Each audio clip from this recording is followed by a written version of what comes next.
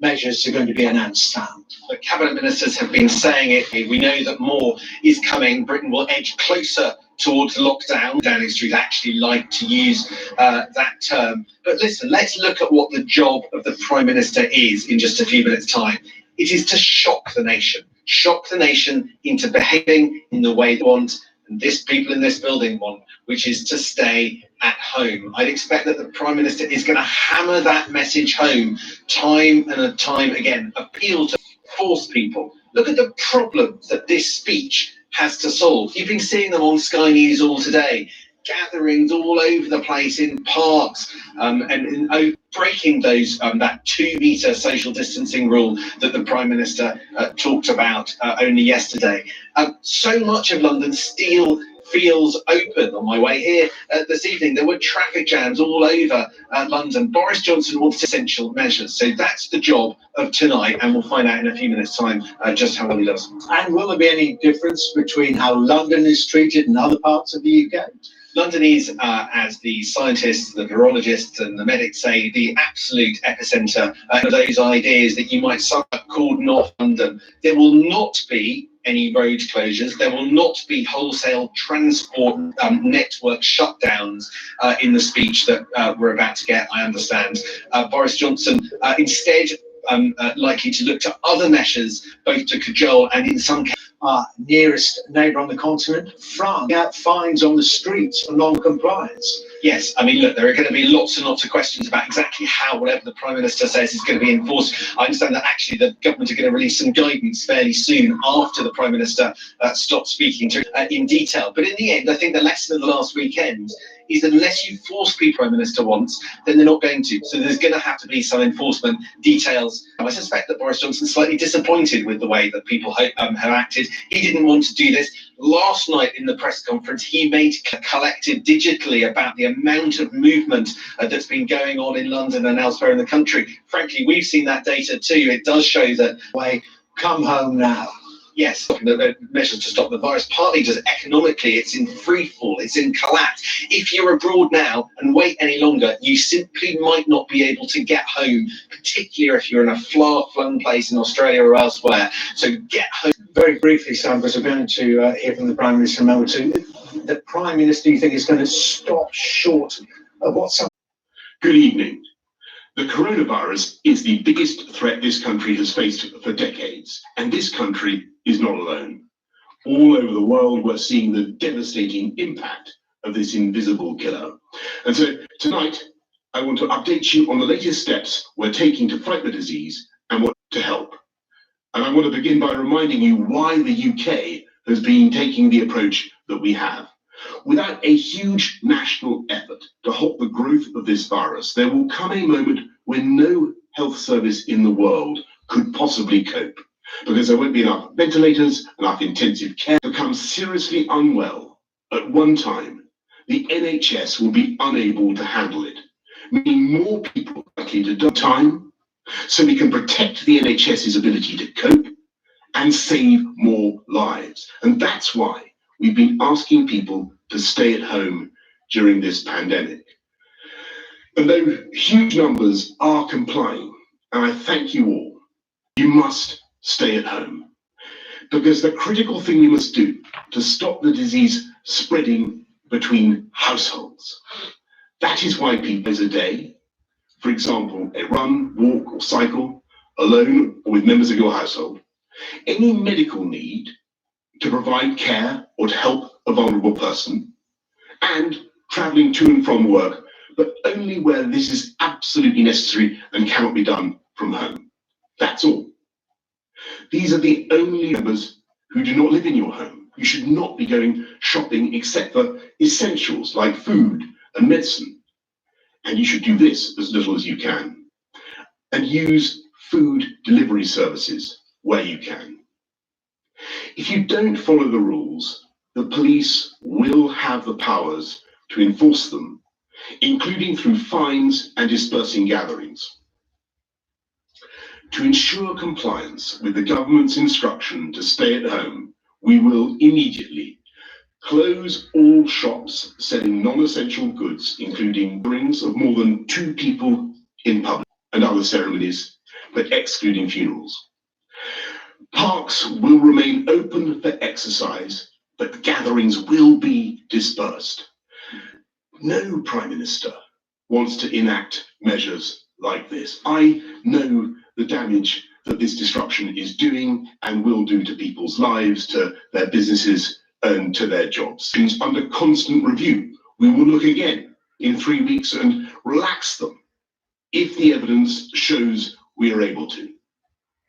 But there are just no easy options. The way is hard, and it is still true that many lives will sadly be lost. And yet it is also true that there is a clear way. With the time you buy, by simply staying at home, we are increasing our stocks of equipment. We are accelerating our search for treatments. We're pioneering work on a vaccine. And we are buying millions of it that will enable us to turn the tide on this invisible killer. I want to thank everyone who is working flat out to beat the virus, spread of this disease. The country will rise to that challenge, and we will come through it stronger than ever.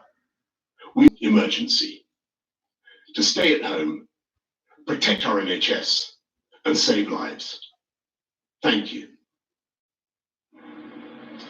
Well, there we are, the Prime Minister in gov.uk/coronavirus. The address is on screen now. Just let me sum up what the Prime Minister has been saying. He has tightened the restrictions on people. People must only leave their home, the Prime Minister just announced, unless they are shopping. They must stay at home unless they're shopping for basic necessities as infrequently as possible. One form of exercise a day, maybe a run, a walk, or a cycle alone, or with members of your household. Any medical need to provide care or to help a vulnerable person, and travelling to and from work, but only where it's absolutely necessary from home. The Prime Minister said you should leave your home and to do it as infrequently as possible. Well, let's get reaction from our political editor, Beth Rigby's been listening to all that, joins me now live from studio. So the Prime Minister making very clear he was reluctant to do this, but do it, he says. Social distancing rules. And tonight he is effectively announcing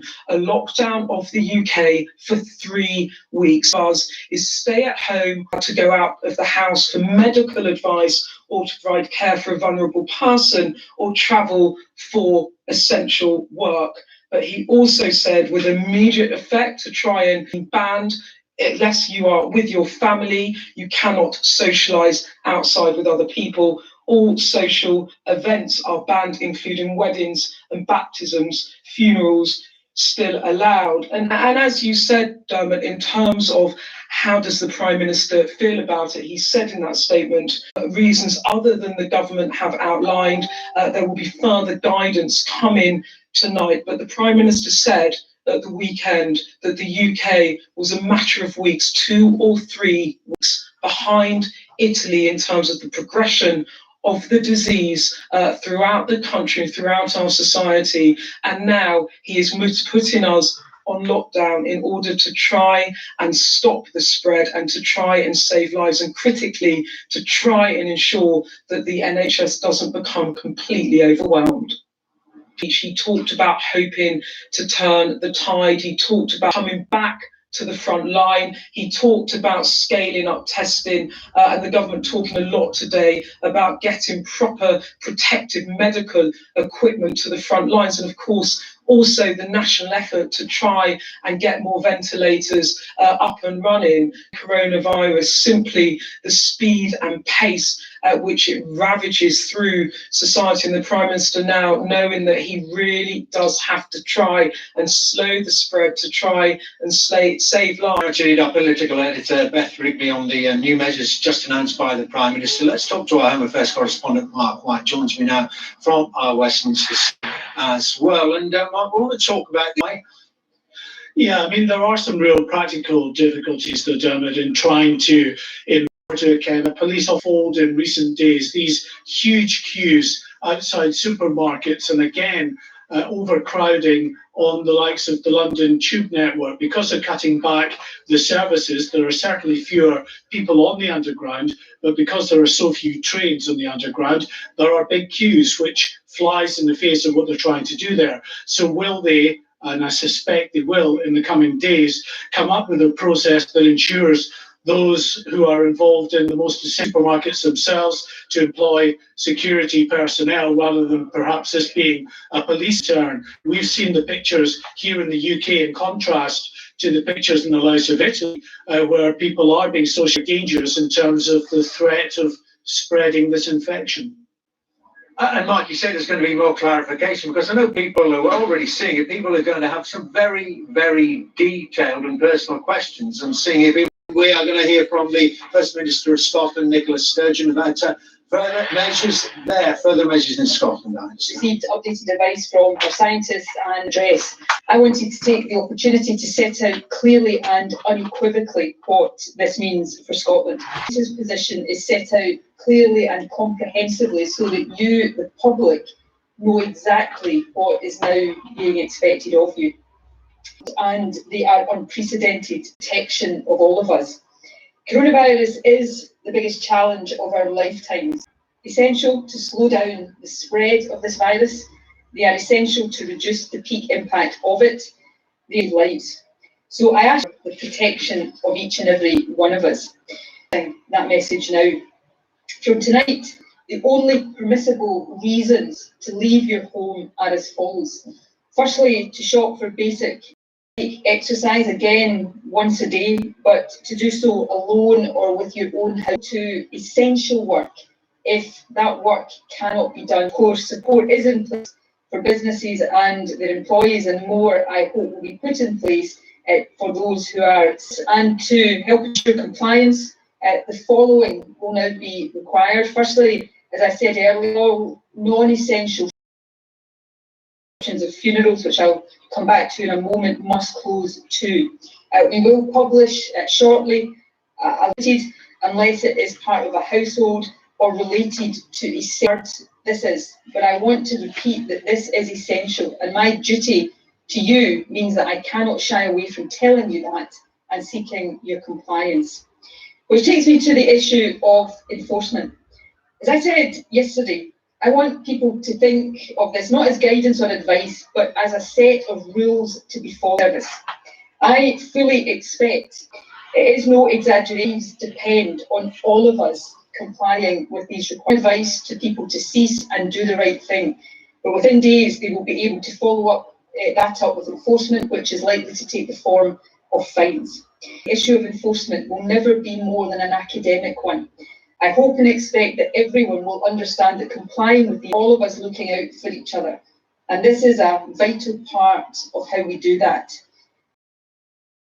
And out the other side of it, and perhaps do so more quickly, to resume the freedoms and the lifestyles that we have, our own health and that of others, and to show love and solidarity. So this further increase in ask of people to reduce outside their own household to a bare minimum, except for essentials, and the number of people who will die will be significantly increased. The enforcement that the First Minister has discussed will only be necessary if this initial discussion is not taken understandably, believing that their work is critical. Don't think again about absolutely minimising contact with others to minimise groups of elderly and people with medical conditions. I stress again, this is not a rush. This is now real life, and lives will be lost unless everyone changes what they're doing from it. Sorry, yes, I just wanted to check, obviously, you said... What we heard from the Prime Minister just a few minutes ago from Downing Street, our Deputy Political Editor, Sam Coates, is here with me now. Let's just run through the extra measures that the Prime Minister has just announced at 8:30 this evening, tightening the screw. The Prime Minister must only now leave their house for one of four reasons. For essential shopping, including this week, to disperse Prime Minister's begging to stay at home and continuing to gather for social functions until they were closed at the weekend in Bath, and getting closer than the 2 meters that he people to stay apart from one another. But what about enforcement? You mentioned the police there, particularly about dispersing gather, separation between them. Are they allowed walking on the pavement? But will the other measures be enforced by the police? Will there be fines for going out more than once a day? The Prime Minister said that there would be fines for people that break the rules, but I think that the fines will be concentrated around particularly the attempt to disperse gatherings of more than 2 people. I mean, bluntly, how can you tell if somebody's on their second exercise? Let's be clear about what this is not. In France places, you are required to fill in paperwork every time that you leave your house. You fill in a form from the internet, you write it out by hand, and if you get stopped by the gendarme, you show them your paperwork. There is nothing like that in the British system. So in the end, it is not really practical. It will be firm and taking enforcement action where necessary, is breaking up groups of Northern. Downing Street had hoped that they wouldn't have to go down this course, but whether you're looking at the pictures of the sorts that you referred to, or the data, it's increasingly easy to use mobile phone data, tracking data to see just how travel around Londoners were continuing to travel across the nation and to impose further measures in order to halt the spread of coronavirus. He also says, I can assure you that we will keep these restrictions under constant review. We will look again in 3 weeks and relax them if the evidence shows we are able to. And that's what the scientists are telling him, aren't they? That it takes about... The idea that this period of everybody being asked to stay at home unless absolutely necessary, I think bluntly it's very likely to go on, that this isn't indefinite if he can possibly help it, that there's a time limit, that there are constant reviews, that he's not going to sit back and let people stay in their house day after day after day. So I think that's more about hope than any kind of definite target at which point the measures will for certain people act. Get a sense though, didn't he? I mean, he said it. Boris Johnson has been criticised all the way along for not moving as fast as countries like Ireland and France and the rest to do this. Then he could find that he has a less degree of from the British public. The polling is quite interesting. The polling suggests that the British public have been in step with the Prime Minister over the last couple of weeks. 10 days ago, they didn't want, for instance, school closures. By the end of last week, just as he was announcing them, they did. So number 10 judged that actually not looking like they were too... The Minister has just addressed the nation, announcing new measures to try to tackle the COVID-19 pandemic. Or restrictions were needed to stop the spread of the virus. Good evening. The coronavirus is the biggest threat this country has faced for decades, and this country not alone. All over the world, we're seeing the... To put it simply, if people will only be allowed to leave their home for the following very limited purposes: shopping for basic necessities as infrequently as possible, one form of exercise a day, for example, a run, walk, or cycle, and traveling to and from work, but only where this is absolutely necessary and cannot be done from home. That's all. These are the only reasons you should leave your home. You should not be meeting friends. If your friends ask you to meet, you should say no. You should not be meeting family members who do not live in your home. You should not be going shopping except for essentials like food and medicine. And you should do this as little as you can. If you don't follow the rules, the police will have the powers to enforce them, including through fines and dispersing gatherings. To ensure compliance with the government's instructions, we will immediately close all shops selling more than 2 people. We'll stop all social events. An unprecedented program of support both for workers and for business. And I can assure you that we will keep these restrictions under constant easy options. The way ahead is hard, and it is still true that many lives will sadly be lost. And yet it is all you buy by simply staying at home. We are increasing our stocks of equipment. We are accelerating our search for treatments. We're pioneering work on a vaccine. And we're buying millions of testing kits from the supermarket staff to the transport workers to the carers to the nurses and doctors on the front line. But in this fight, we can be in no doubt that each and every one of us is directly protect our NHS. We will beat the coronavirus, and we will beat it together. And therefore, I urge you at this moment of national emergency to stay at home, protect our NHS, and say thank you. Well, there we are, the Prime Minister announcing about half an hour ago those new restrictions, asking people to stay at home unless absolutely necessary. There's Labour's Shadow Health Secretary, Jonathan Ashworth, joins me now. Oh, very good evening to you, Mr. Ashworth. Well, do you know what the Prime Minister said? Do you think he has gone far? Yes, we do welcome what has been said this evening. I mean, they are quite extraordinary restrictions which no politician would want to impose on the country. But earlier today, we were urging the government to go much further in the social distancing measures that they had announced. We were pointing out to the government that asking people on a voluntary basis to socially distance from each other of confused mixed messaging from government, or because people just didn't believe it, didn't want to follow it. We've seen pictures this weekend, haven't we, of busy beaches, bustling marketplaces, busy parks. So we do welcome the enforced compulsory social distance measures the government have announced, but there are still practical questions, and many families tonight who have not had access to sick pay and other benefits, we still need questions answering on that front. And also, which workers can stay at home, which workers will still be expected to go to work. So we're still waiting for some of those details from government. And we also need government to do more on testing, because locking down in itself is it's what we've been calling for, it's what other countries are doing. But it is, if you like, a blunt tool. It has to be backed up by extensive testing in the community and extensive testing of NHS. And just let me ask you more about fines being handed out, in particular to people who gather in larger groups, well, groups of more than two. Well, I mean, I wouldn't like to see it, but I accept it's necessary given the circumstances.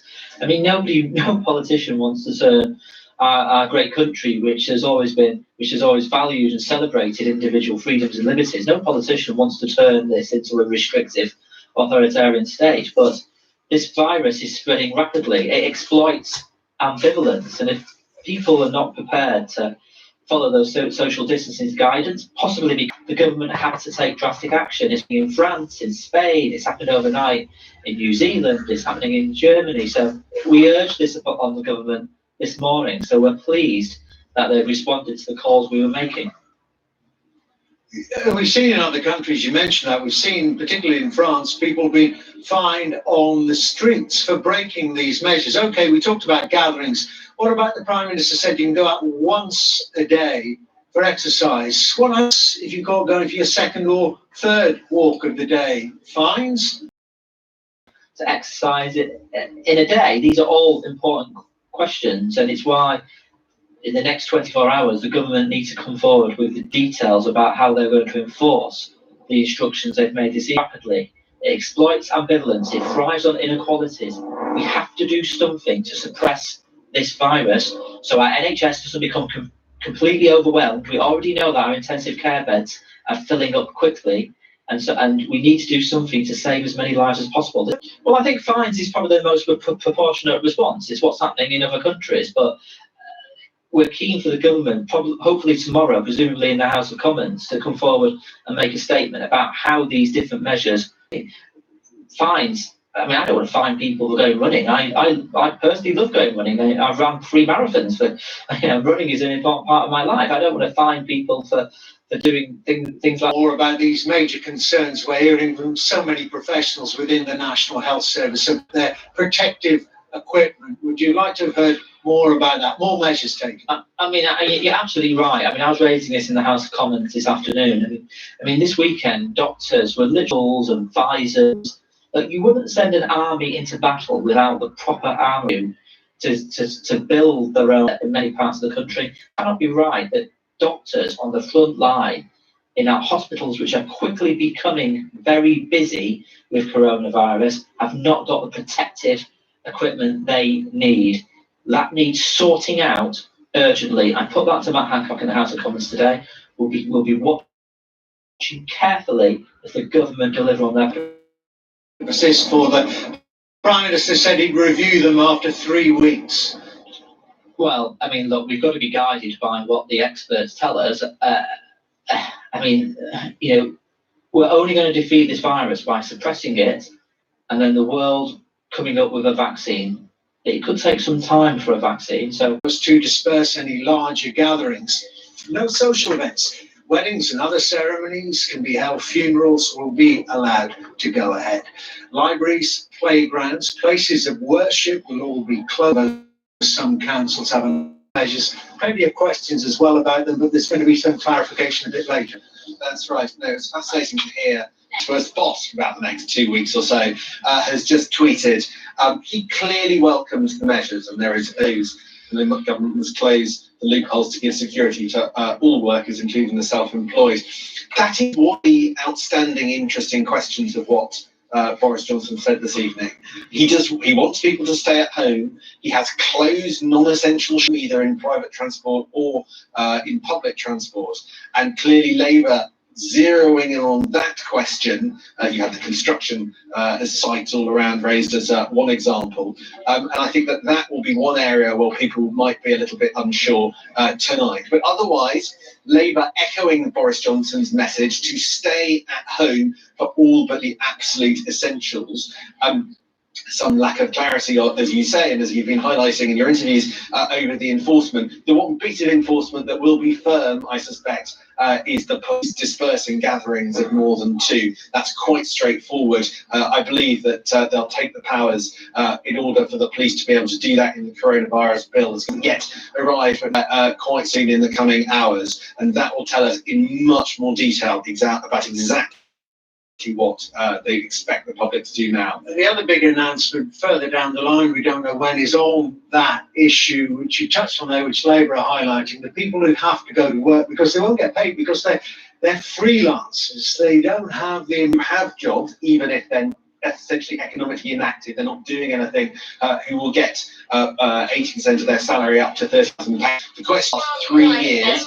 And awarded people that up to a certain ceiling. So there are international alternatives that the Treasury will be looking at, but clearly there seems to be some hold up with that, and we would expect that to come in the next couple of days this week. I think that's one of the big outstanding issues yet to come, but it is very much in the pipeline that continually assure people. in the streets looking for The Prime Minister's determined speech there, where he said immediately, with immediate effect, people are to stay at home, not to gather, to abide by these rules, to comply. Although that was made clear over how best to enforce what has been announced this evening. The Metropolitan Police have put out a very short statement as well, which I'll just read to you, and that the restrictions require them, particularly in enforcing the orders. I think that will be quite difficult as well, because it's easy, you see large crowds of people, you move into those areas and you tell people to disperse, and for the most part people will absolutely be willing to go into that.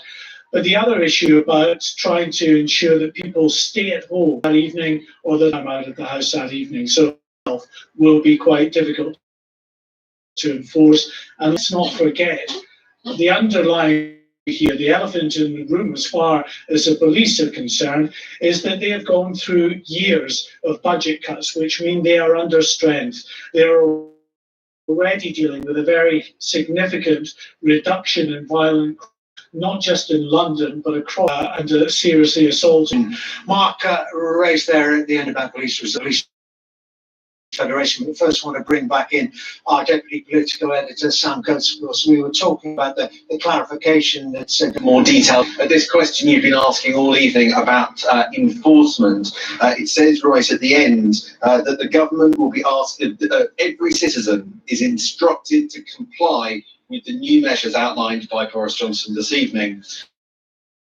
The government will therefore be ensuring that police and other relevant authorities have the powers to enforce them including through fines and dispersing gatherings where people do not comply. So the emphasis on enforcement very much on the gatherings point. It all essentially can continue even though he asked you to work from home. That's still pretty broad, the government pretty broad license for workplaces to continue if they deem themselves necessary to continue operating. That's the thing that Labour have zeroed in on, and that I suspect will be a point of contention in the days to come. Sam, thank you very much indeed, our Deputy Political Editor. Sam Coates there. Well, I want to raise the powers to go about enforcing these new measures, but will you have the personnel?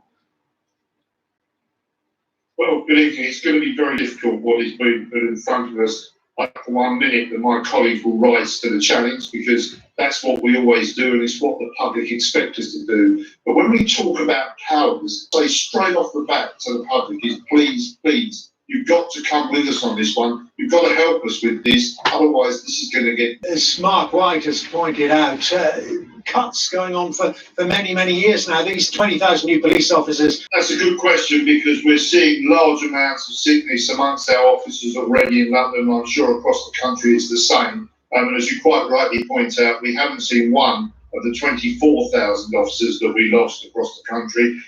So it will be very, very going to be asked to disperse crowds. It's going to be a real... Are the police going to be fully across the measures that they're going to have to enforce? People have got so many questions, haven't they? And it's going to be up to individual officers, I guess, in some circumstances, to accept an excuse, accept a reason for people. We don't want to start cracking the whip, because it's just going to become an absolute disaster. They've got to understand what we're talking about here. This is to save lives. These, well, roadblocks being enforced, travel between and cities being stopped. Could it go that far? Towards the public? No, the public don't want that, because it could be their loved ones. So we've got to work together. And given the huge drain on resources, on personnel, and who knows what role. Minutes, just in some way, and that is on the table. Well, it's interesting you mentioned the Olympics, because of course there were a very successful use of a lot of volunteers, and many people commenting upon the queues that are taking place outside, in particular outside supermarkets. Now that could use up, of course it could use up an awful lot of police resources. Staff could do that who actually work there. If you let people rush in en masse, then they're going to behave in the way they've been behaving, because fear takes over. We need to really get on top of it and start saying, how do we manage this in a real, true live way, that the public understand this is serious, they understand how they've got to behave, and we work with them to make it all work well. And just give me a sense, lastly, Ken Marsh, about the stress that your members are feeling. Well, of course, the whole country is, and police officers aren't immune. I couldn't begin how people fear. I said goodbye to my... Please take note of what is being said. Other crimes and major crimes now are not the priority. Absolutely, 100%. I don't have any real interest. We will police the same as we do up to a certain degree, but this has taken over everything, as it quite rightly should. This is the biggest thing that's ever happened in my life, any way they want, because we will still be policing exactly the same. About future potential public disorder? Well, these conversations are being had at the highest level within my organisation, and as I said to you earlier, everything's on the table. We are prepared for everything. I pray that doesn't happen. Ken Marsh, many thanks. Very good to talk to you, Ken Marsh from the Police Federation there. Okay, I just want to take you through some of the measures announced by the essential goods will be closed. People, Prime Minister said, for one form of exercise a day alone, or with a member of their household. For medical needs, another reason to leave your house to provide care or help a vulnerable person. Another, in public, unless your members have power to disperse larger gatherings. No social events, weddings and other ceremonies can be held. Funerals will be allowed to go ahead. And libraries, playgrounds, places of worship will all be closed. Parks will remain open for exercise. Well, I want to see now if there's been any economic reaction to the Prime Minister's announcement. Our economics editor, Ed Conway, me now. Well, too late, of course, for the markets in the UK and Europe to react. But what are you hearing? Expected something like this was in the way, and if you look at the way the economy has been behaving, you know, a lot of people have been expecting hope is we can bounce back once the virus has been defeated. It'd be worth loosening some of the restrictions in order to get more economic growth. Over here in Europe, there is a consensus, certainly in the UK, when you listen to all of the business groups, when you listen to most politicians, some of those restrictions should be loosened. It'll be interesting to hear from him in his press conference coming up relatively soon as to whether he's really going to go in that direction, a very different direction to what we're seeing in Europe. But a striking moment, as I say, so far not much reaction on way for all society and for the economy, because many people won't be able to go to work in the way that they were hoping to. This does tighten those restrictions on how much people are leaving their homes and trying to make a living as well. And Ed, a bit more briefly, if you would, could you just tell me if you got any more information on the issue of people who are self-employed? Because that is one of the reasons, of course, isn't it, why people are still going to work. Of course, it's essential for them to go to work. I mean, contractors, plumbers, you know, many of these workers aren't necessarily described as key workers, so they will now find themselves facing these restrictions, and there are going to be some difficult conversations and some difficult moments of realization that they may not be able to go around their work as they had assumed they would. And with all of the other measures that we've seen, the government has put in place the stuff that it can do relatively easily. So giving loans and giving support to businesses first. Then it's dealt with the stuff that's a bit more difficult. So trying to deal with those employees, that was a little bit more difficult in terms of the administration.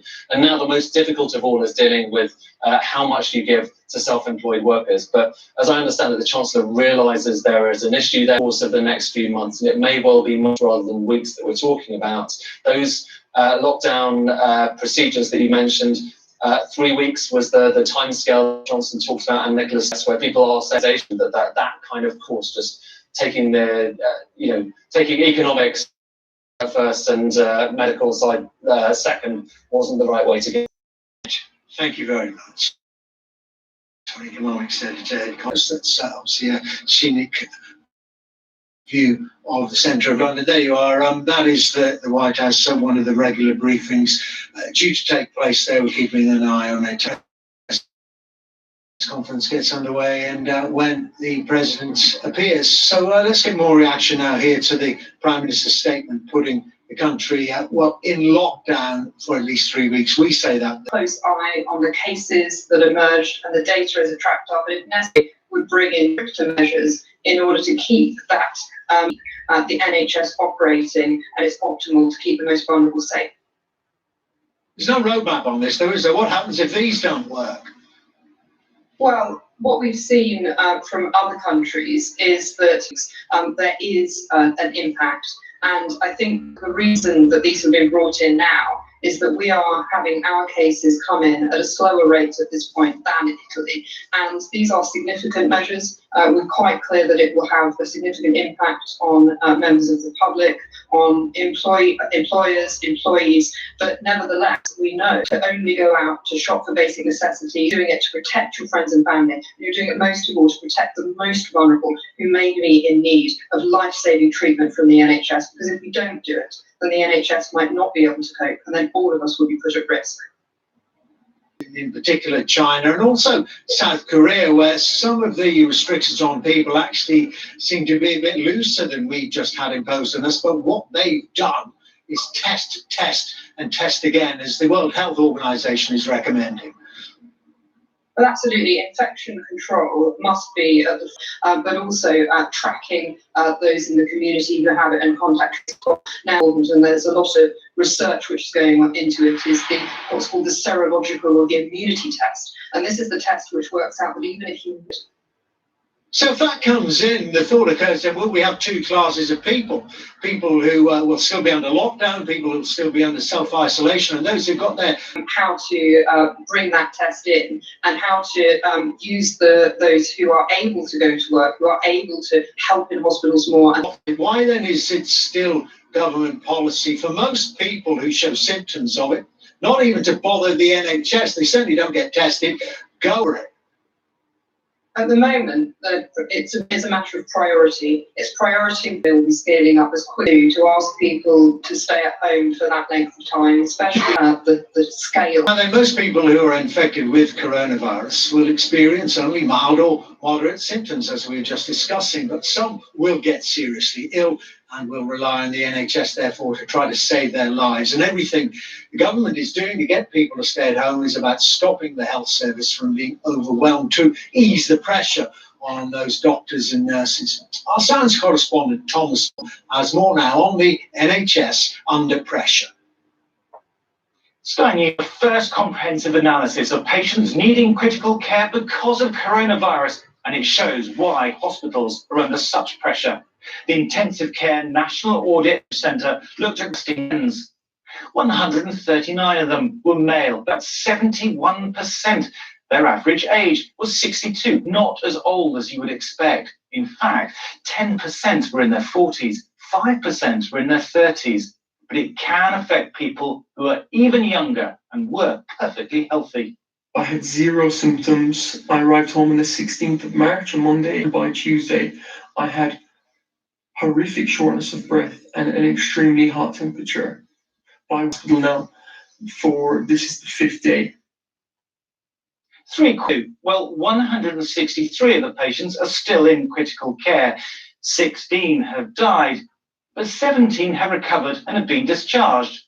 There's more comprehensive data on those 33 patients because, dead or alive, they have technically completed their treatment. Half of them spent 9 days in intensive care, underlining the pressure on beds. And it wasn't just help with their breathing that they needed, and 12% analysis. These are very seriously ill patients needing expert care. And as the epidemic gets worse, more staff will need to be retrained to give life-saving care to a growing number of people. Thomas Moore there. Well, across the country, parents have been teaching their children at kitchen tables, many but not all with a bit of online support. Dan Whitehead reports now from Bristol on the new schooling. Well, we have been doing some still life drawing and some times tables. Yeah. While Mum Melissa gets used to becoming teacher. Well, on the first day I did write a timetable, kind of as a bit of a joke, but it seems to have stuck and the kids really like having it. In terms of what we're doing, art, lots and lots of art, colouring, still like we did today, all sorts of things. Reality, it is what it is for ways to keep their kids fit. But it's not completely empty. This is Orchard Secondary School. Usually these corridors are filled with more than 860 pupils. Today, just 7 have turned up. They are all children of people who are key workers 2 meters apart. These children may still be able to go to school, but they're now worried about their parents. We're trying to keep that balance between looking after their health and their mental health and their concerns and worries about being in school and when their friends aren't, but also they're worried that perhaps about their own parents, and we want to keep that balance for them. So what we're doing is we're setting them a lot of work to do, but also opportunities to just relax and be a bit mindful and to get out and do some healthy sports, go out and do a bit of gardening as well, because for some of these children, they must be worried about their parents. Lesson plans are being emailed out, but it's the way teachers are catering for pupils at home. 51% of school children here receive free school meals. Education will continue in some form, but there's only so much that can be done from home. I miss my friends. Yeah, me too. Dan Whitehead, Sky News in Bristol. Well, in Italy, another 602 people have died from coronavirus, taking the total number of fatalities there to more than 600. Sky's Sully Lockwood has been in Italy since it became the centre of the outbreak. The balconies have never looked busier. Italians seeking fresh air from the confines of their home. But this is Italy's new normal. Almost everyone now wears masks. If you don't, it can cause visible showing. All'inizio c'era un po' più paura magari, ma adesso secondo lei la gente esce un po' di più? No. Infatti agli inizi giravano senza guanti, senza mascherina. Adesso sono poche le persone che girano senza la protezione. Italy has tightened its lockdown further in recent days. The military now deployed to enforce measures, and passengers are taken at train stations with internal travel now banned. There are early signs these measures may be slowing the virus spread, but as the number of dying continues to soar. No evidence of people stockpiling. Everyone seems to be doing their bit. We have, however, seen more people in the street today than ever before, which suggests nearly 2 weeks into lockdown, people are finding it tough to stay behind closed doors. Italy is leading Europe's lockdown with right now, many of us are thinking about the doctors, nurses, paramedics, hospital cleaners and other health staff on the front line of the battle against coronavirus. And David Blevins has this report now on the healthcare videos. You choose to stay at home, you will save lives. But they can't afford not to. For a few weeks. The thing that made me happiest was seeing a tweet that the streets of Belfast are quite empty today, and we're just hoping and praying that people really are listening. Those very nurses that are working 14-hour shifts now to make sure that people of Northern Ireland are cared for day and daily. The hospital where their video was shot will be the COVID-19 hub for Belfast. They know the resources are limited. All weekend and all day today, doctors and nurses, they should be conserving their energy. At 10 for you, where we will of course be concentrating on the Prime Minister's new measures he announced today at 8:30 this evening, imploring people, ordering people not to leave their homes except for certain specified reasons. Of course, if you need to get essential supplies, they include medical supplies or help someone who needs help, someone in distress. A bit of exercise is allowed as well. Once I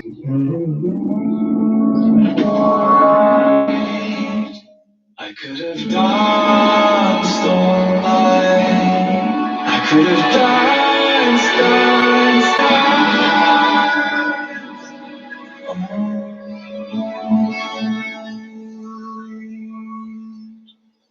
And went rogue. Word is, he still has it with him.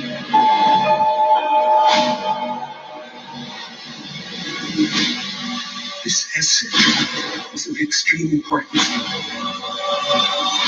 Ensure its delivery. We a war on carbon. But there is good news. There are 66 million of us, and together we have immense power. One by one, door by door, family by family, we can help change climate change. And it all starts at home.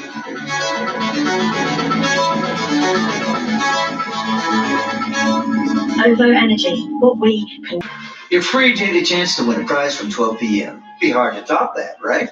Well, we're kicking the prize machine into overdrive with even more game-changing prizes and a different show each day. Like 20,000 pounds each cash. All this is still free to play. It's like Aldi. Here we go. What? You don't like Belgian chocolate, salted caramel across buns? Really? Look at that. That's more like it.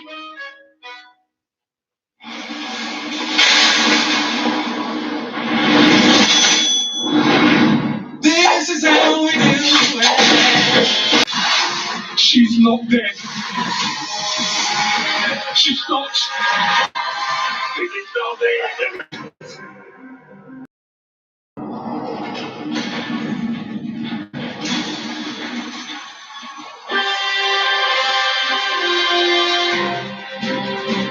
It's taking change. This is a national emergency. Stay at home. Do not go out. I urge you, at this moment of national emergency, to stay at This is warning comes after 300 runs. The pandemic closes schools, but classes continue with millions of children now learning from home. Calls for the Olympic Games to be put on hold with major nations now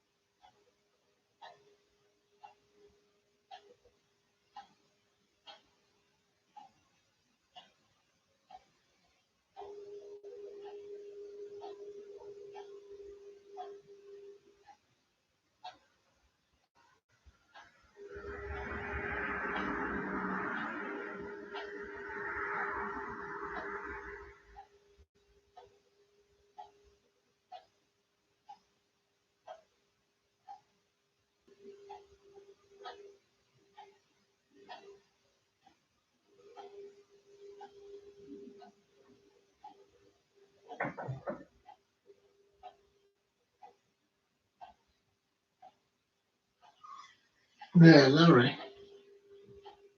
Okay, how are you? The way things are, how's it gonna be? I don't really know.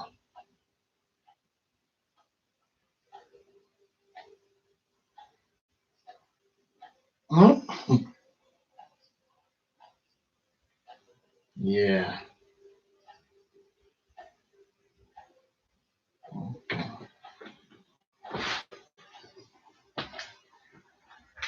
Hmm.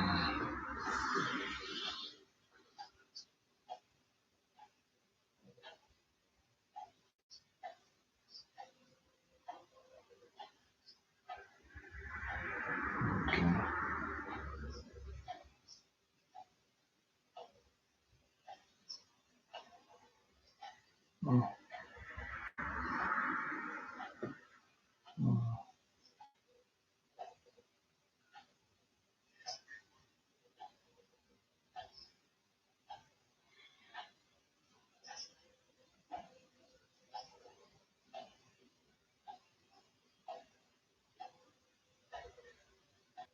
After you spoke to her, Trisha, so I had a little discussion with her, you know.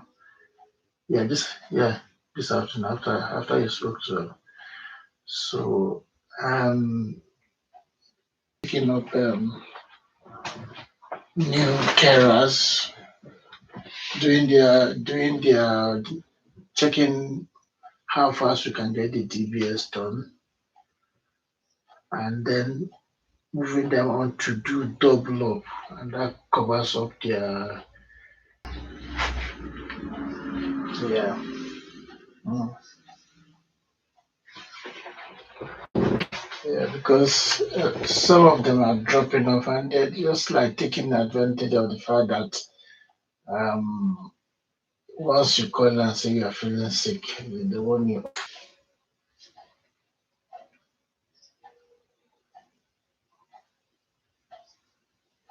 Mm. No, I don't even want to come near anybody, believe me. Because you don't know who is the last part of the training last time. I sent out the presentation to some of them, but some didn't get it. And again, not most of them actually have that's on the second day did they get the presentations. Only two of them actually said yes. The rest of the only two. So I was surprised. One Tanisha and what's her other name? than seen the email. They may have received it, but only two of them confirmed seeing it. And I told them before they left that we may be sending the emails. So that's another challenge in terms of sending the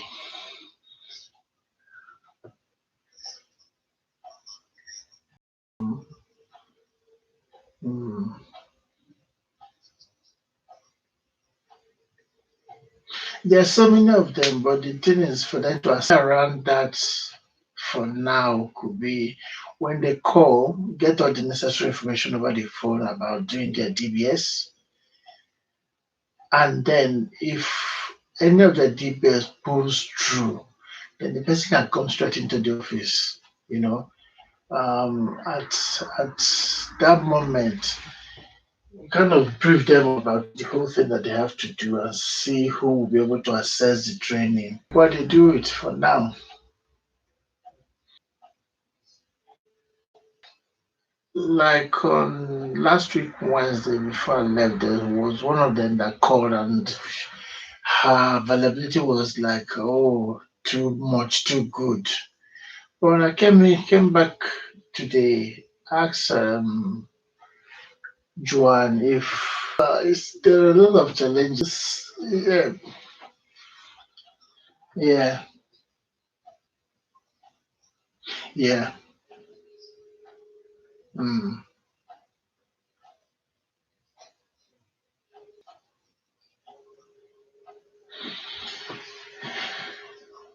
And then, yeah, that could work anyway.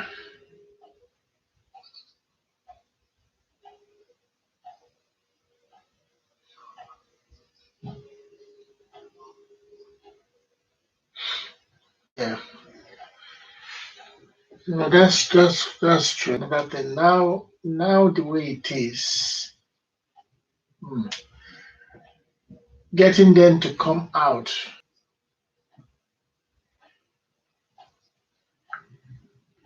So they can do it by themselves.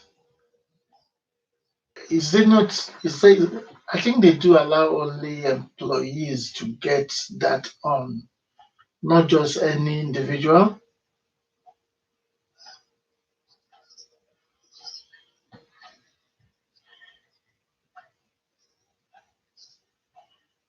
No, well, the registering online is when you update service is totally different. That one you must have gotten that because individuals are not really like you can't just do it by yourself. You have to do it through your employee. Okay. Yeah, the references we can get verbally, which is acceptable. Yeah. Okay. Yeah, because because once you talk to them, you kind of jot down the name and all those things. They sign it. You can now email them. Scan.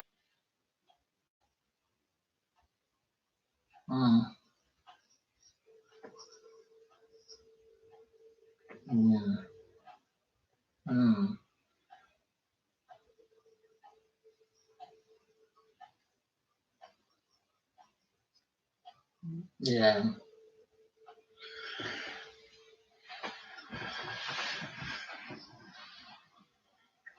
It's true. No, those ones, nobody is thinking about it. Those references, there's nothing you can do about it. The only thing that you just create the files and leave it there. Once things settle down, you then go for those things. Yeah, I think that's it.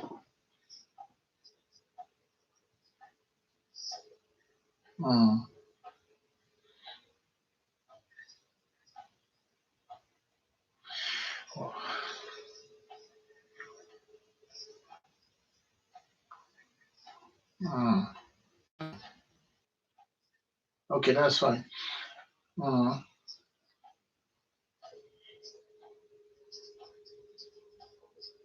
And stopping people. Yeah, definitely. Most likely, from the way I've been listening to the news, the way they're talking, the way I don't so much think so because I hope, yeah, I hope the police won't take it upon themselves to start stopping people unnecessarily. But from what he said, it's like everybody. Okay, then if that's okay, if that's the case, then it's still okay. Yeah. Oh God, people are stupid. They're very, very stupid. Yeah.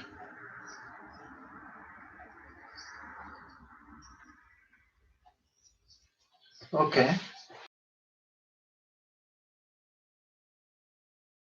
Well, if you send the letter so that they can print it out and send it out.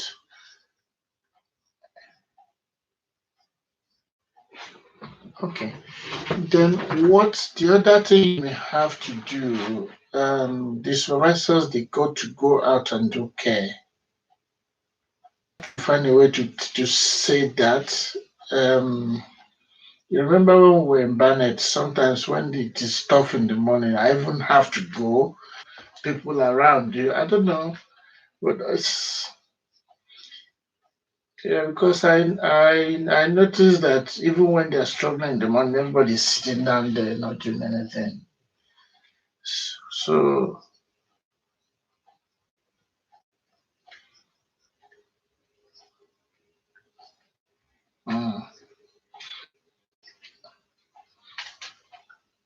yeah, definitely. Again, I think he could what Trisha may have to do to fund the council, they're struggling and they could be giving out client price now. Yeah.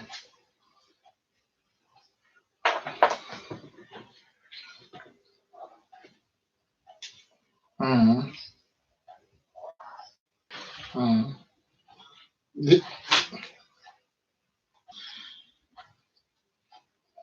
Yeah.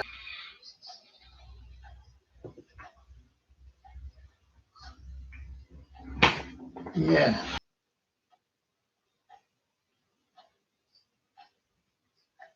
Okay. All right, later. You too. All right, take care. Bye. Bye. Bye.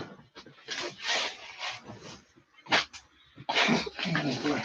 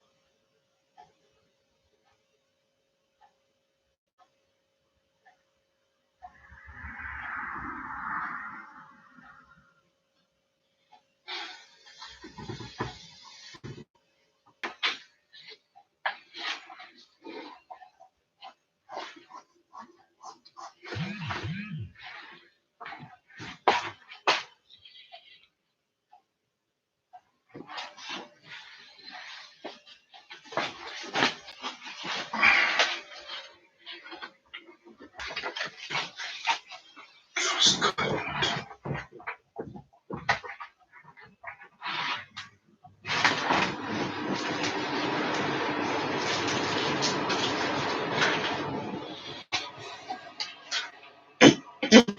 Look at this, the FTSE 100, that's the UK index, the worst performing of all major indices. Some real concerns about the UK in particular, and also about what's going on in the UK economy. And you heard there from Paul Kelso about how the high street is faring with it. Well, this shows you footfall. It's basically how many people are walking around high streets in the UK. And it shows you it for the first few weeks of the year. So week 1, 2, 3, 4, that's January there. More or less the same as last year, so along the line that we saw last year. But then we get into February, a bit of a dip, and look there, that's last week, one of the dips in history in terms of people's footfall. And doubtless, after these measures are put in place, you're going to see it fall even further, as it's only essentials that people can go and buy. How much is the economic cost? What's the economic consequence of this pandemic?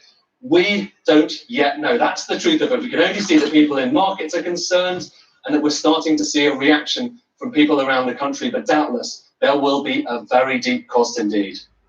The Prime Minister has announced significant new restrictions to combat the spread of the coronavirus and put the country under lockdown for at least 3 weeks until Easter Monday at the earliest. A ban on public gatherings of more than 2 people. And new figures show 336 people have now died in the UK after testing positive for coronavirus. Well, now the government's actions are designed to persuade people to stay at home and ease the pressure on the National Health Service. Most people who are infected with coronavirus will experience mild or moderate symptoms, but some will get seriously ill and will live. There are now 6,650 confirmed cases of COVID-19 in the UK, and 336 people have died, with an increase of 55 since today. And London saw the biggest increase of any nation or region yesterday, with 16 new deaths. And 16 people have now died in Wales, 14 in Scotland. Care in England, Wales and Northern Ireland, the numbers steadily increasing since the start of the month. The numbers are still relatively small, but there are some interesting trends. 139 of them were male, that's 71%. Their average age was 62, not as old as you would expect. In fact, 10%, 5% were in their 30s. But it can affect people who are even younger and worse. So the patients needed mechanical ventilation to help with their breathing in the first 24 hours of being admitted, underlining the importance of sourcing enough ventilation. 16 have died, but 17 have recovered and have been discharged. 9 days in intensive care, underlining the pressure on beds.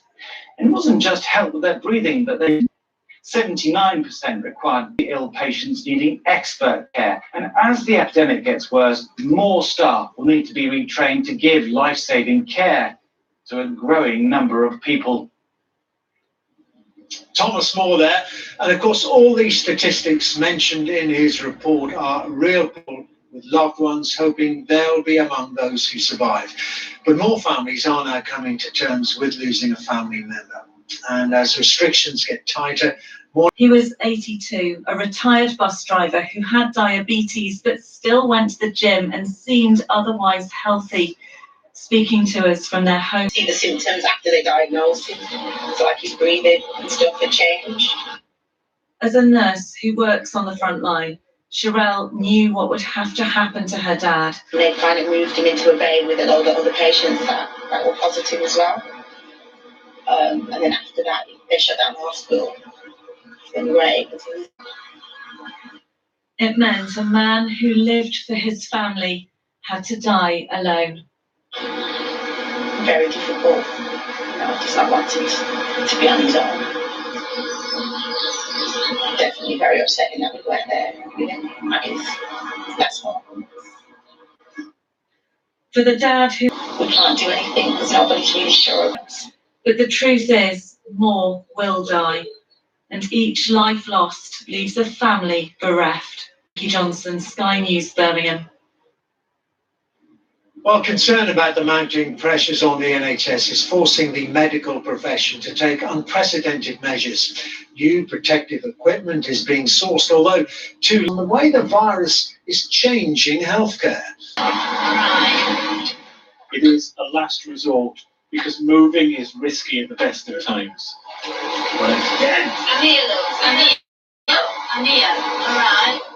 It is bewildering as well because cherished routines are being uprooted. But one after another, they left all that's familiar behind them.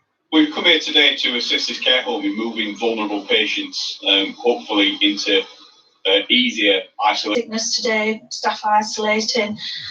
We're just taking each day. Hospitals with nurses on hand, and it could see whole floors of care homes like this one quarantined to treat coronavirus patients. I've worked here for 4 years. Vanessa Blunkett is the housekeeper here, and it's her job to make sure the vacant rooms are ready for what might come through the door. I mean, at the minute we've got the NHS beds, and it's very demanding all the time. Add coronavirus into the mix. Yeah. So it's going to be even more demanding. Yeah. Laura Hibbert is one of the nurses here, and she's been watching the images coming out of Italy. And how quickly this virus is spreading, it would just be catastrophic to care homes. Anybody at this stage who isn't worried or have their head in the sand. Room, every bed, crucial in helping to save lives. Nick Martin, Sky News, Sheffield. 53,927 cases and 6,077 people have passed away. Well, Sally Lockwood reports from Rome now on how Italy is adapting to the restrictions there. Almost everyone now wears masks. If you don't, it can cause visible panic. But the streets also seemed much busier today. The strain of 2 weeks in lockdown perhaps showed. All'inizio c'era un po' più paura magari, ma adesso secondo lei la gente esce un po' di più? No, adesso invece credo che abbiano preso proprio consapevoli. Military now deployed to enforce measures, and passengers' temperatures are taken at train stations with internal travel now banned. There are early signs these measures be slowing the virus. Just adhere to social distancing now. It's instinctive. Outside supermarkets, queues are ordered and calm. Supply chains have kept flowing, shelves have stayed full. Perhaps telling there isn't even a term for panic buying. Nearly 2 weeks into lockdown, people are finding it tough to stay behind closed doors. Italy, the Prime Minister's decree to stay at home. This is a national emergency. The Daily Telegraph calls the new measures the end of freedom. New lockdown measures also lead in the Daily Express saying you must stay home for all our sales, the headline there. And the situation is described as corona chaos by the Star. That references Boris Johnson's sentiment that we are all enlisted in a war against the virus. National lockdown dominates the front of the Mirror, also spelling out the latest measures. Well, now today was a school day for millions of children, but with a big difference across the country. Parents have been teaching on the new schooling. Well, we have been doing some still life drawing and some times tables. Yeah. The dining room is now the classroom. In terms of what we're doing, art, lots and lots of art, colouring, still life we did today, school sets. Up and down the country, this is the new reality. You're just going to do a 10-minute workout with your kids. Online fitness videos replace the school playground as parents look for ways to keep their kids fit. Filled with more than 7 have turned up. They are all children of people who are key workers. This is a school right next to a major hospital. They're now being taught in a library with their desks more than 2 meters apart. These children may still be able to go to school, but they're now worried about their parents. We're trying to balance between looking after their health and their mental health and their concerns and worries about being in school and when their friends aren't, but also they're worried children. They must be worried about their parents. I'm kind of okay with not being at school, but I definitely miss my friends. Yeah, me too. Dan Whitehead, Sky News in Bristol. Now, Canada has become the first major country to withdraw from the Tokyo 2020. Yeah, darling. I know.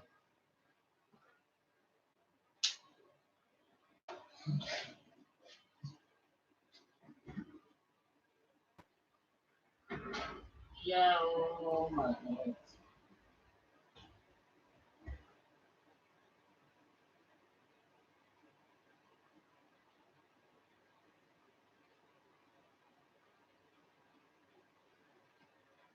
Yeah, I'm not done. You need to open news. Our, we are at war now. We are at war. We are at coronavirus. Yes.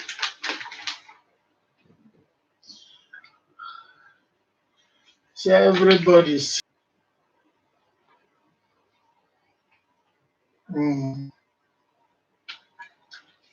I'm telling you.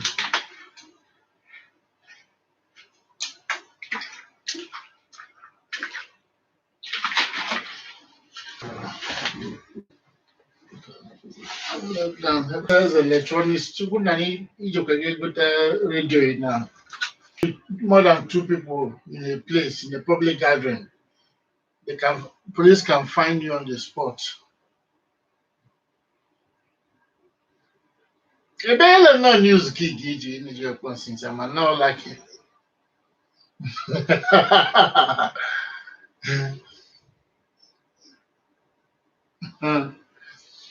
I don't know. They get news, oh my dear.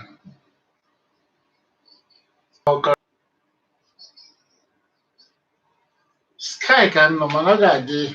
Sky can make it. Sky can make no na news night. It will be on BBC. No.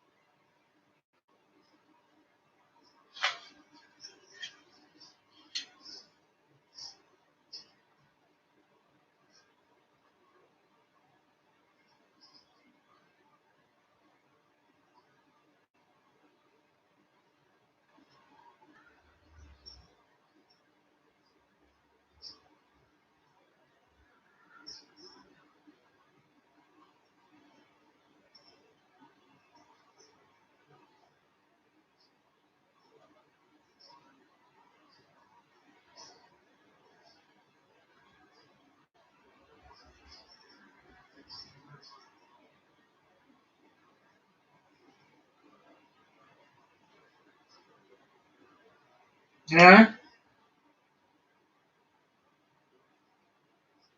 Hmm.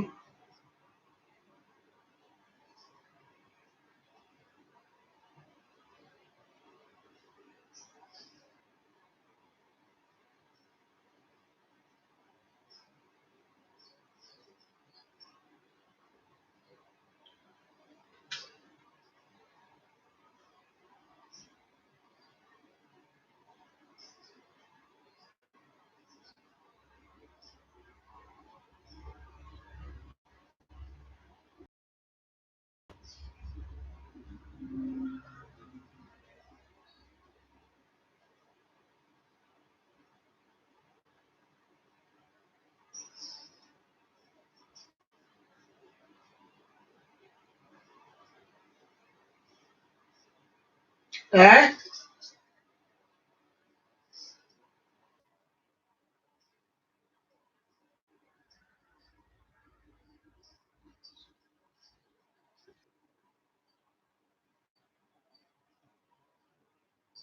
But oh,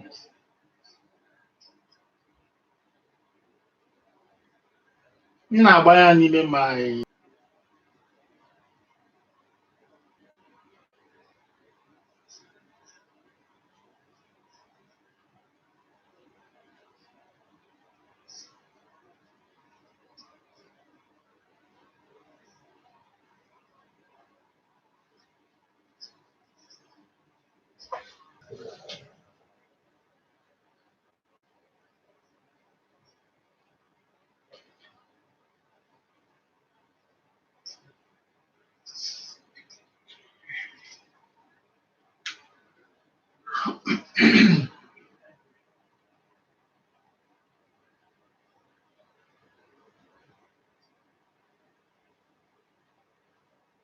yeah, darling. Eh?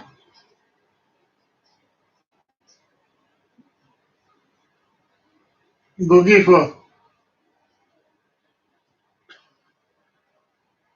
All depend if you be certain. You certain even FM, you know music.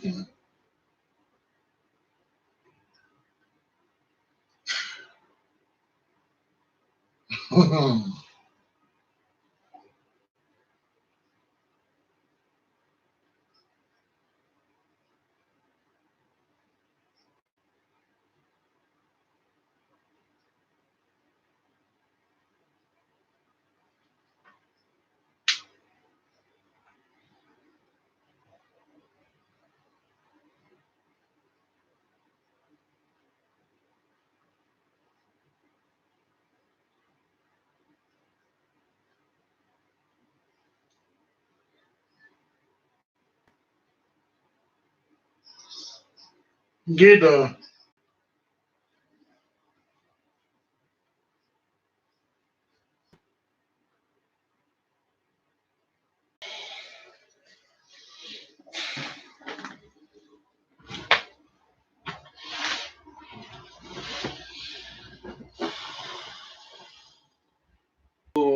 The Isiazaga. We're taking the right disease and what we can do to help.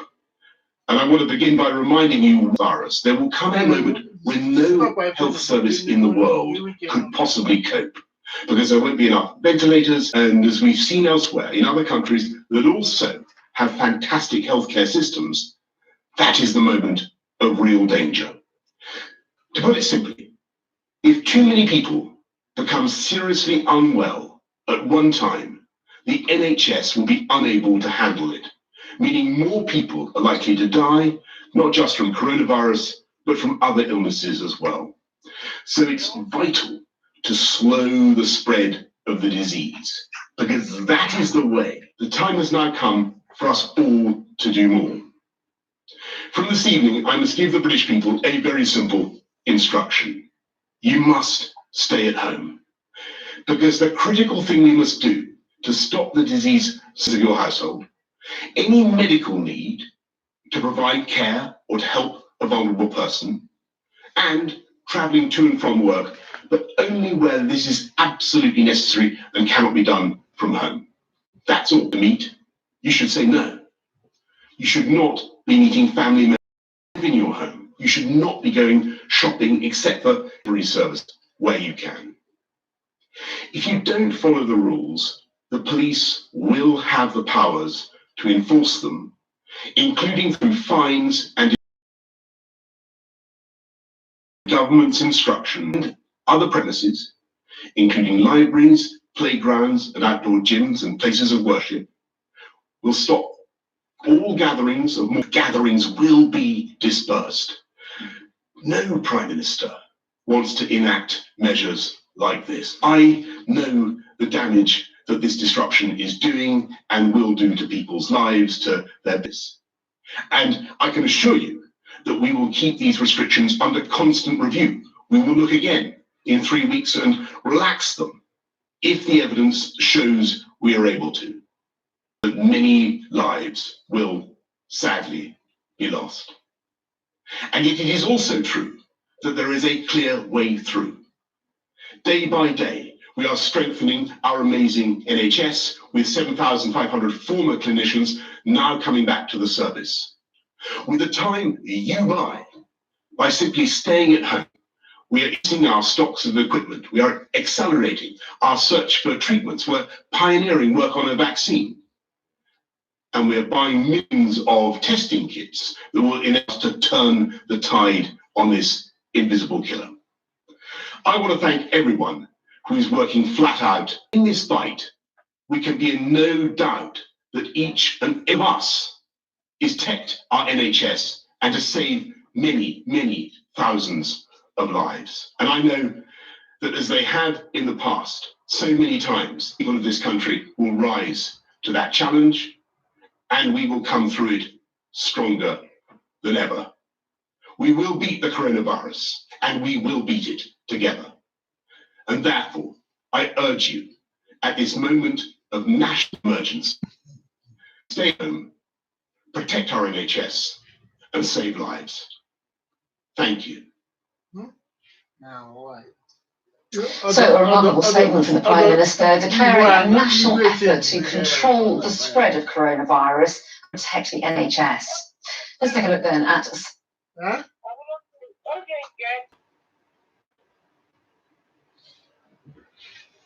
Travel for essential work only. How many days? No, anyway. As long as it takes, darling.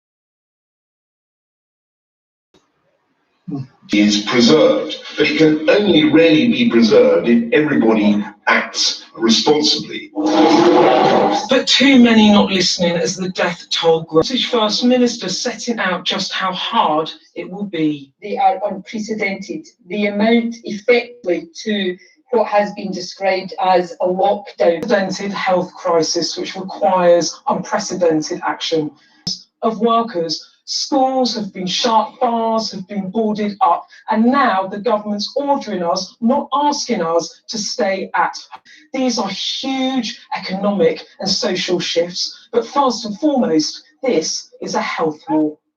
The most serious sanctions now upon it. Eh? Yes, sir. No, but the electronics, Dika Mataland no one and they are shut down. Thank you, Seth. I think have to. I Jimmy Ron and Seth today good to Vindy alone. I purchase it by 5, 7 to 5. So I'm sure by tomorrow they won't be open at all because it's not essential commodity. Restrictions during World War II have such type been put on the people of Britain. And Boris Johnson invoked the language of unity, describing a moment of national emergency and calling for a huge... The new measures were announced. Yeah.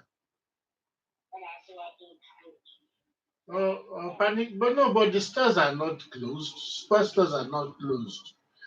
The only problem they have is just stupidity to be rushing. You know, in Italy now their stores are well stocked, but they now walk into the shop at 2 meters apart. Or see, normally.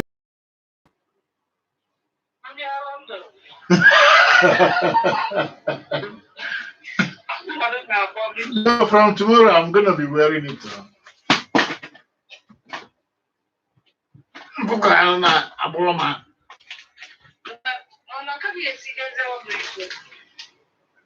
How? No, it's not stopping me. I'm gonna I'll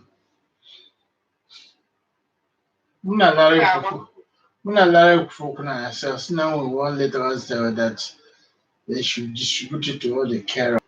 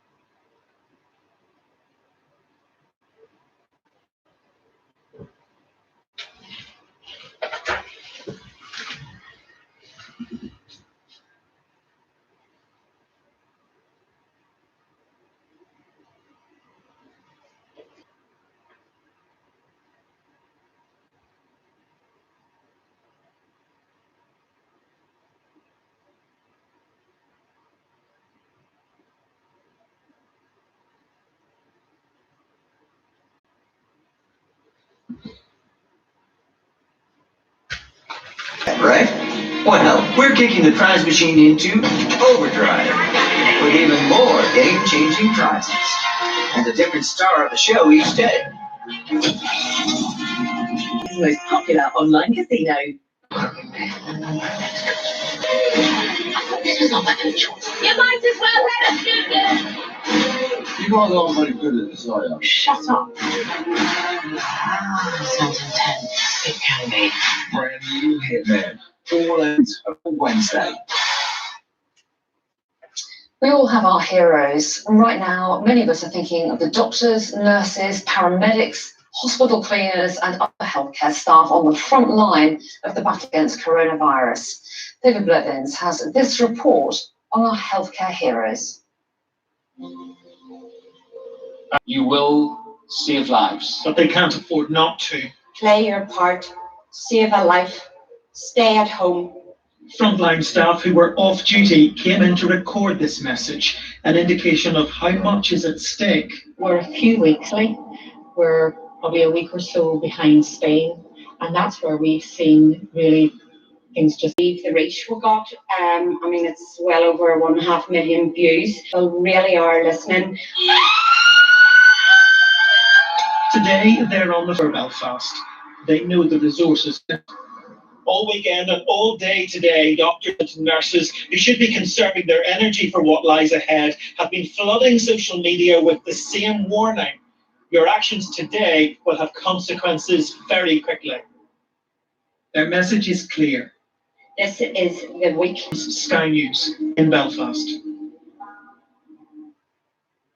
And this week on Sky News at 10, we'll be focusing on the work done by some of the healthcare professionals who are helping people during the current virus pandemic. Healthcare heroes throughout the country needs you to naff off home, they say. Ella Wheeman, that's coming up next.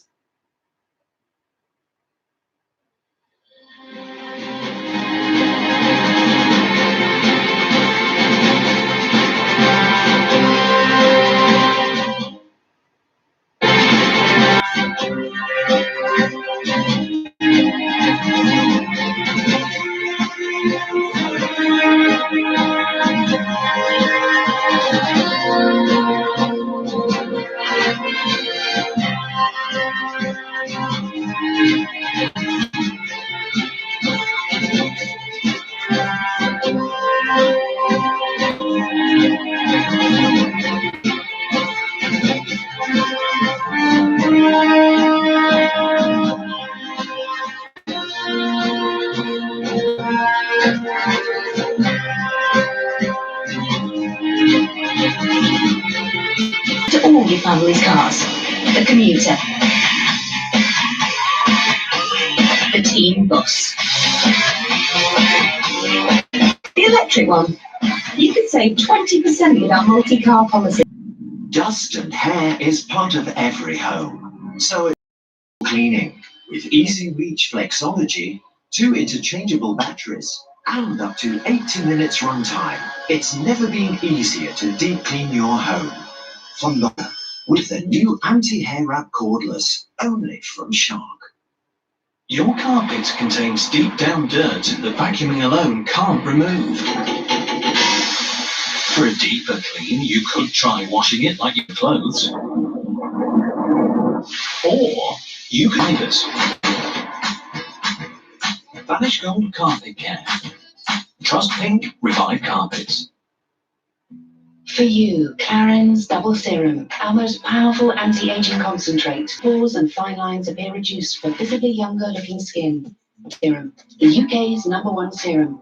And discover our anti-aging moisturizers, perfect partners with Double Serum. Clarins. All about getting there.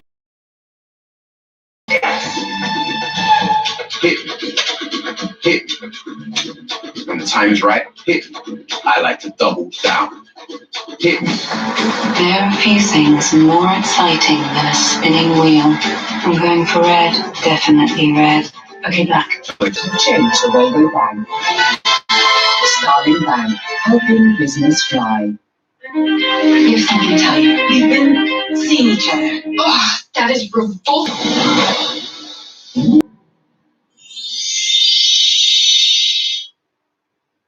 You're watching Sky News. In just a moment, the press preview. Our first look at this show 336 people have now died in the UK testing positive for coronavirus.